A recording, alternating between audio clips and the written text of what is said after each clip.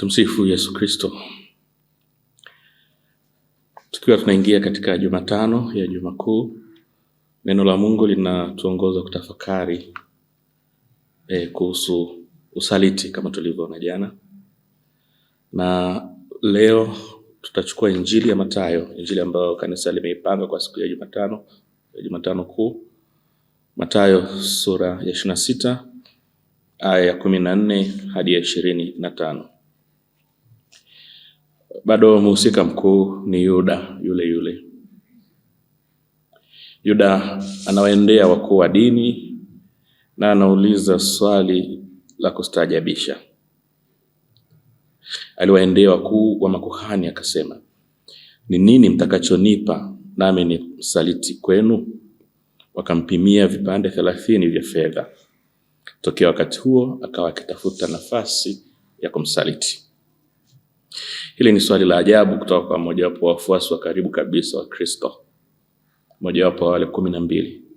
Mtanipa nini? Anajaribu kuangalia bei inayomfaa Bwana. Atamuuza Bwana kwa bei kiasi gani? Hivyo wamempa vipande hivyo 30 vya fedha, ambavyo kwa nyakati za Yesu hii ilikuwa ni bei ya kumuuza mtumwa. Kwa hiyo Bwana wetu anauzwa kwa bei, kwa kiwango au kwa gharama ambayo mtumwa angenunuliwa. Hiki ni kiwango cha ukengeufu ajabu ambacho Yuda amefikia. Lakini tuelewe kwamba tabia ya Yuda, kama zilivyo tabia zetu mbaya nyingine tulizonazo, huwa haziji ghafla. Ni matokeo ya mazoea mabaya. Mazoea mabaya yasiyodhibitiwa yanaweza yakanifikisha katika kufanya maamuzi ya ajabu. Kwa sababu ninapozoea mabaya, mwisho ninapata kile tunachoita urahibu. Kwa Kiingereza wanasema addiction. Ile hali ya kufikia kufanya kitu ambacho naona nisipokifanya ni kama vile siwezi kuishi.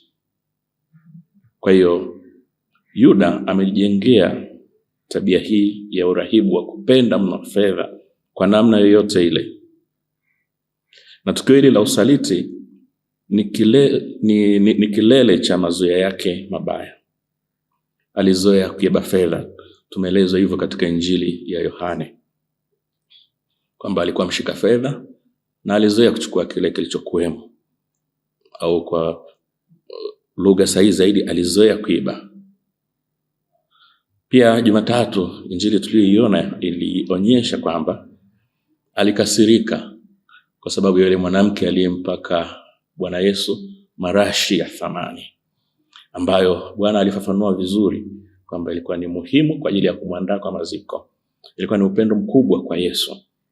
Lakini Yuda aliona fursa kwamba yangeweza yakauzwa kwa fedha nyingi, akatumia kisingizio kwamba fedha hii ingetumika kwa maskini.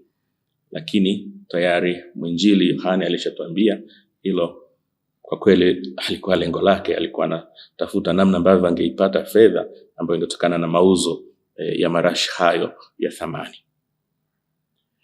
Sasa baada ya tamaa hizi mfululizo za kuzoea kudokoa kutoka katika mfuko, za kuona hasara pale ambapo Bwana anapendwa badala ya kufurahi kwamba Bwana wake ameonyesha upendo mkubwa, sasa anafikia kiwango cha juu na kibaya kuliko vyote. Fursa iliyoko mbele yake ni kumuuza Yesu mwenyewe. Hii inatupa picha kwamba Yuda alimfuata Kristo sio kwa sababu ya kupata manufaa ya kiroho, bali kusudi apate manufaa ya kiuchumi. Alimfuata Kristo sio kwa sababu ya kujenga mahusiano bora na Mungu na hatimaye kupata wokovu, bali kusudi kujenga misuli ya kiuchumi, fedha, msukumo wa fedha. Ndivyo tulivyo na sisi wengine.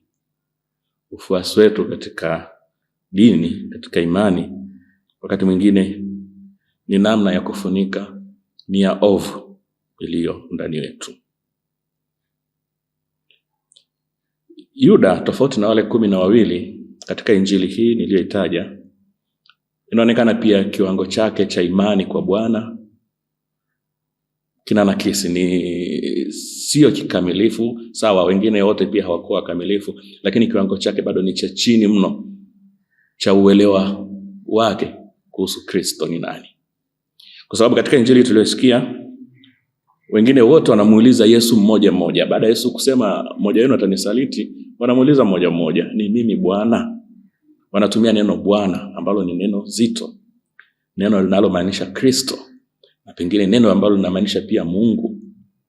Ni mimi Bwana? Mmoja mmoja anauliza, ni mimi Bwana?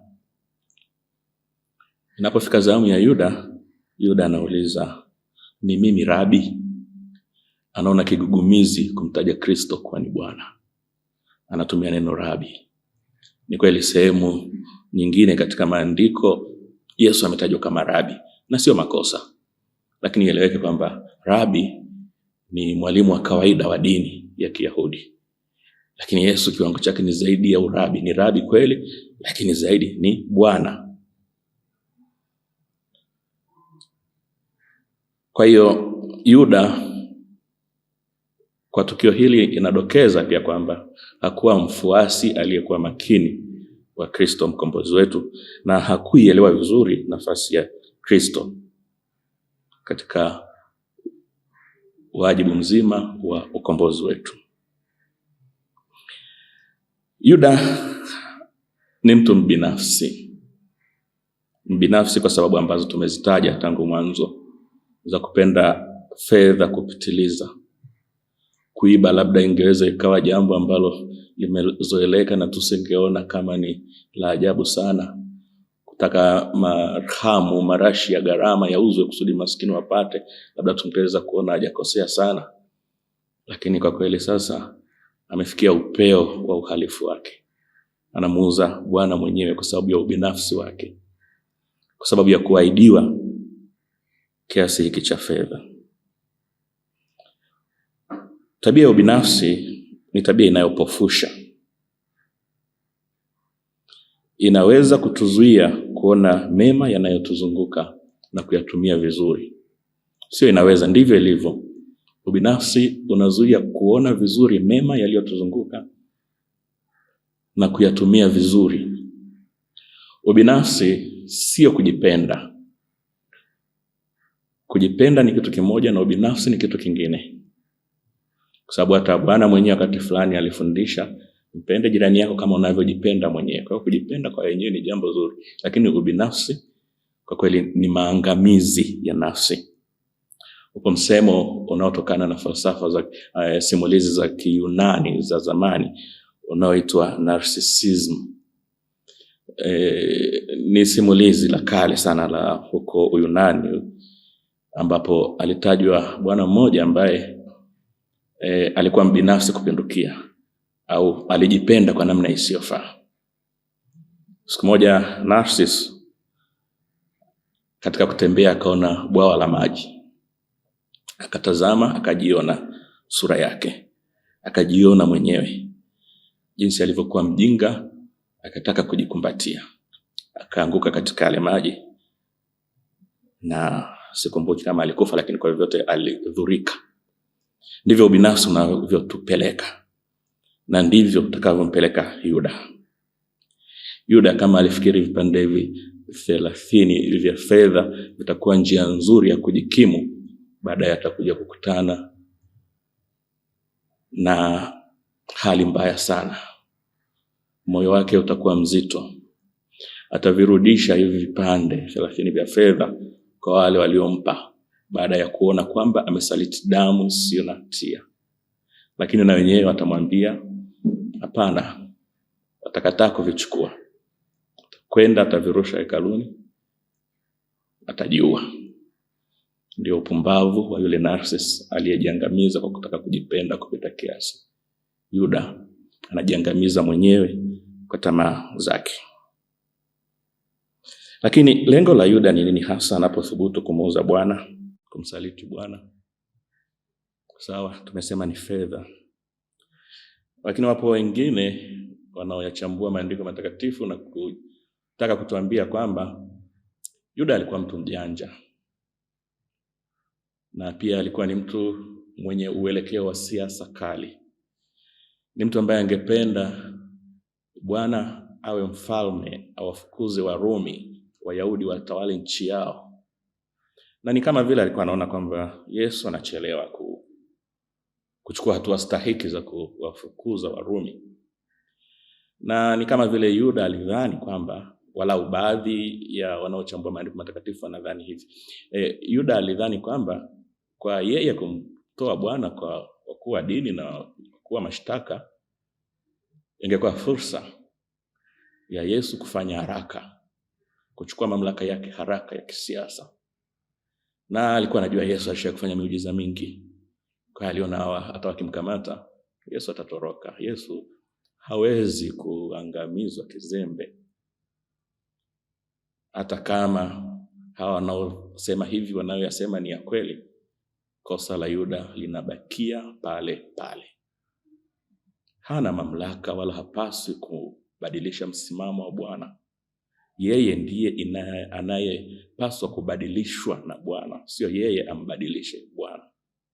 Kwa hiyo kosa lake linabakia pale pale. Haidhuru hata kama kuna watu wanaotaka kulegeza ukali wa ujinga huu aliyofanya Yuda.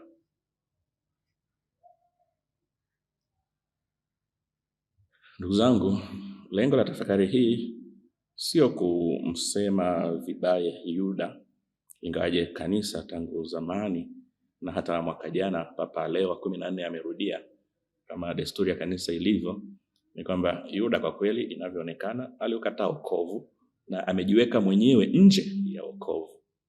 Ni mfano wa waliokata tamaa. Tunajua siri ya hukumu ya mwisho anayo Mungu mwenyewe.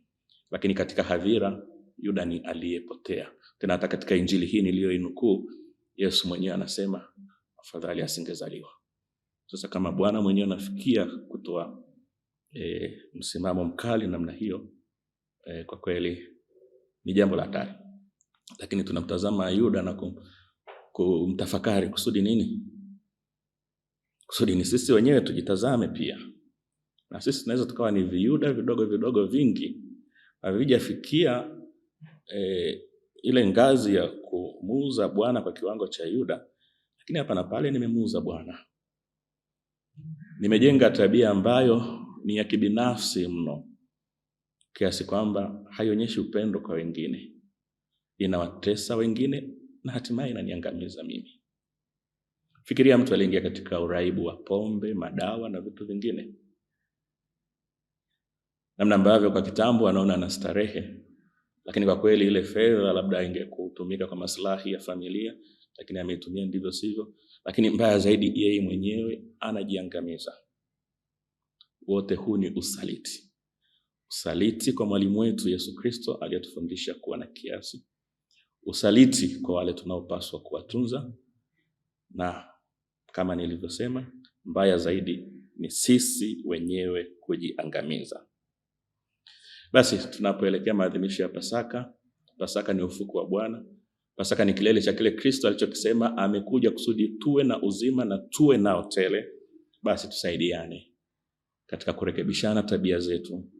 Pale mtu anapoelekea kuingia katika tabia isiyofaa, tufanye haraka kabla tabia hiyo haijawa kilema na hatimaye akaingia katika maafa, hata kama hayatakuwa ya kiwango cha Yuda, lakini yanaelekea kuwa au yana mfanano hata kama ni kidogo na wa Yuda mwenyewe. Kusudi tuweze kusherehekea Pasaka kamilifu, tusaidiane, tuwe na uhai kama Kristo anavyotaka, kwa kupendana na sio kwa kuwa wabinafsi. Tumsifu Yesu Kristo.